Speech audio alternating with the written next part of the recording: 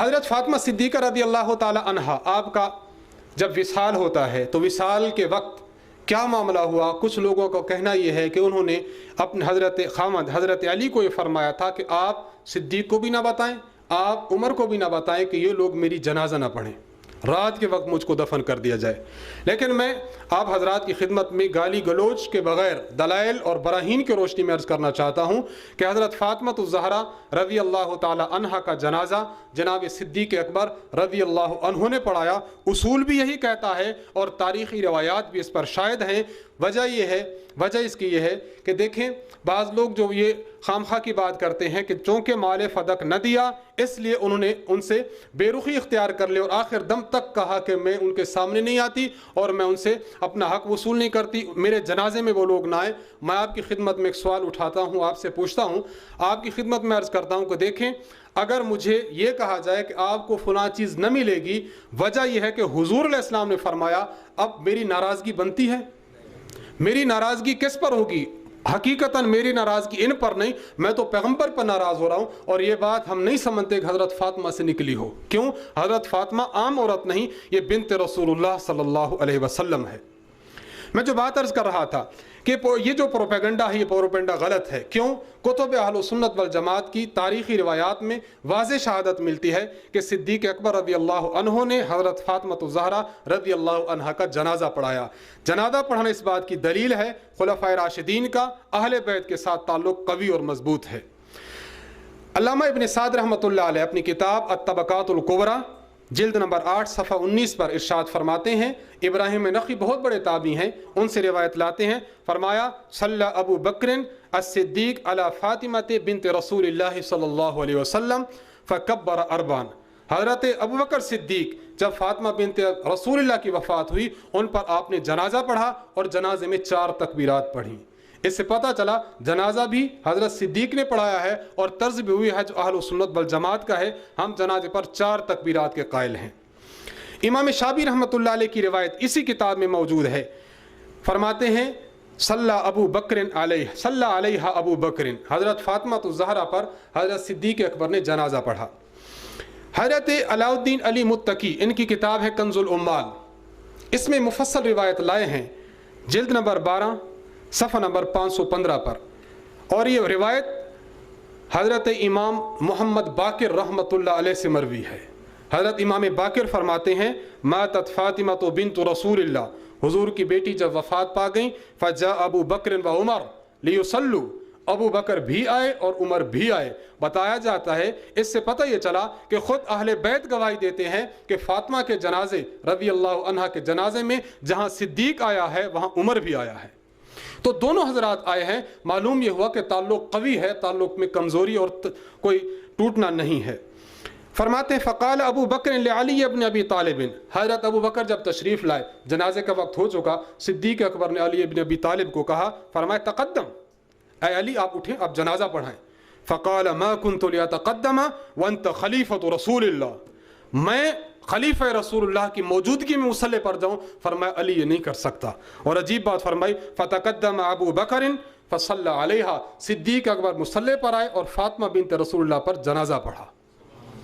یہ تو میں نے تاریخی روایات سے بتا دیا، لیکن عقلی دلیل بھی یہ کہتی ہے، عقلی دلیل ایک اسلام کا ایک قانون رہا ہے، اور آج کل جن علاقوں میں آج کل وہ نظر نہیں آ رہا، اسلام کا قانون یہ رہا ہے کہ اگر کوئی شخص خلیفہ وقت ہو، جنازہ آئے یا جمعہ پڑھانا ہو یا مصلی کی امامت کرنی ہو، تو اولین حق اس شخص کا ہے جو خلیفہ ہو۔ حضرت ابو بکر صدیق حضرت فاطمہ رضی اللہ عنہا کی وفات کے وقت خلیفہ تھے، تو اصولی طور پر بھی جنازہ پڑھانے والے حضرت صدیق اکبر رضی اللہ عنہ بنتے ہیں۔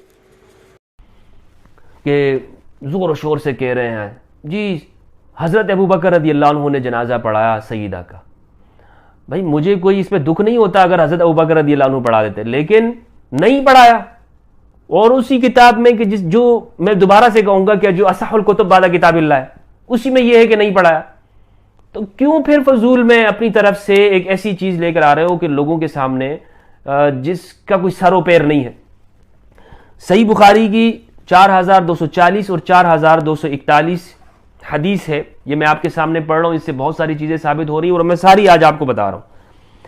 اس بات کا بیان کہ سیدہ کا جنازہ مولا علی نے پڑھایا، یہ اس سے معلوم ہوگا، اور یہ اسی طرح اس حدیث سے یہ بھی معلوم، جو چیزیں بات معلوم ہوگی میں بتاتا ہوں آپ کو۔ 4240 4241 حدثنا يحيى بن بكير قال حدثنا الليث عن عقيل عن ابن شهاب سے مراد زہری، عن عروة عن عائشة ان فاطمة بنت النبي صلی اللہ علیہ وآلہ وسلم ارسلت الى ابی بکر تسأله میراثها من رسول اللہ صلی اللہ علیہ وآلہ وسلم مما افاء اللہ علیہ بالمدینة وفدک۔ اس روایت میں یہ ہے کہ حضرت عائشہ فرماتی ہیں رضی اللہ عنہا کہ حضرت فاطمہ علیہ السلام جو کہ رسول اللہ صلی اللہ علیہ وآلہ وسلم کی پیاری بیٹی ہیں، ارسلت الی ابی بکر، انہوں نے حضرت ابوبکر کی طرف بھیجا، یعنی کسی کو بھیجا، ارسلت۔ تو یہ اس روایت کے مخالف نہیں ہے، میں نے آپ کو بتایا کہ خود بھی چلی گئیں اور حضرت عباس کے ساتھ گئیں، اور اسی طرح سے جناب دوسروں کو بھی بھیجے، یعنی مولا علی کو بھیجا، دوسروں کو بھی بھیجا، تو یہ مخالف نہیں ہے اس روایت کے۔ تسألہ میراثہا، طلب کیا، مانگ رہی تھی، اپنی میراث کا مطالبہ کیا رسول اللہ صلی اللہ علیہ وآلہ وسلم کے اس مال سے جو آپ کو اللہ تعالیٰ نے مدینہ اور فدق میں عنایت فرمایا تھا، یعنی مال فے۔ وما بقیہ من خمس خیبر، اور خیبر کے خمس یعنی جو 5واں حصہ رہ گیا تھا۔ فقال ابو بکر، حضرت ابو بکر نے اس موقع پہ کہا، ان رسول اللہ صلی اللہ علیہ وآلہ وسلم قال، رسول اللہ نے ارشاد فرمایا ہے، لا نورث ما ترکنا صدقہ، کہ ہم جو چھوڑ کے جائیں وہ صدقہ ہوتا ہے۔ انما یأکل آل محمد فی ھذا المال، آل محمد اسی مال سے کھاتے رہیں گے۔ وإنی واللہ لا اغیر شیئا من صدقۃ رسول اللہ عن حالها التي کان علیہا فی عہد رسول اللہ، اور اللہ کی قسم جو کچھ حضور صلی اللہ علیہ وآلہ وسلم چھوڑ گئے ہیں میں اس میں کسی قسم کا تغیر نہیں کروں گا، جس حال میں حضرت صلی اللہ علیہ وآلہ وسلم کے زمانے میں تھا اب بھی اسی طرح رہے گا۔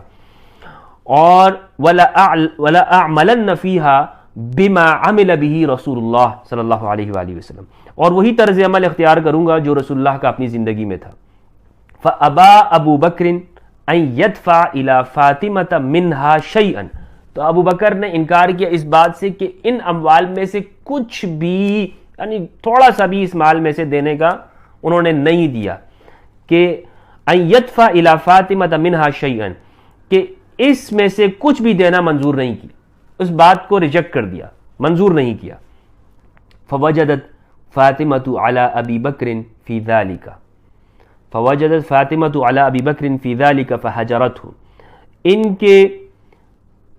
ان کے اس جواب پر سیدہ فاطمہ علیہ السلام ابو بکر کی طرف سے خفا ہو گئی اور ان سے ترک تعلق کر لیا۔ فہجرت ہو، چھوڑ دیا ان کو، ہجرت ہو ہجرت سے ہے، دور ہو گئیں، چھوڑ دیا ان کو، تعلق ختم کر دیا۔ فلم تکلمہ حتی توفیت، اپنی وفات تک ان سے کوئی بات نہ کی۔ فلم تکلمہ، ترجمہ کرنے والوں نے ترجمہ کیا مولانا داؤد راز، یہ سلفی عالم ہیں، کہتے ہیں فاطمہ رضی اللہ عنہا حضرت، اچھا، اور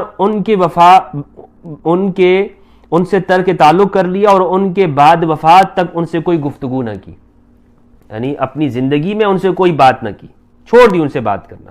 وعاشت بعد النبی 6 اشہر، اور رسول اللہ کے بعد 6 مہینے تک سیدہ حیات رہیں۔ فلما توفیت، اس سے ایک بات یہ معلوم ہوئی کہ زندگی بھر سیدہ ناراض رہیں، زندگی بھر سیدہ ناراضی، اور وہ کتنے مہینے بنتے ہیں؟ خود ہی بخاری نے بتا دیا کہ 6 مہینے۔ فلما توفیت، اور یہ بخاری نے نہیں بتایا، یہ حضرت عائشہ رضی اللہ تعالیٰ عنہا بتا رہی ہیں، ام المومنین بتا رہی ہیں۔ فلما توفیت، جب سیدہ کا وصال ہو گیا، وفات پا گئی، دفنہا زوجہا علی لیلا، تو ان کے شوہر، سیدہ کے شوہر علی نے رات کے وقت میں ان کو دفن کر دیا۔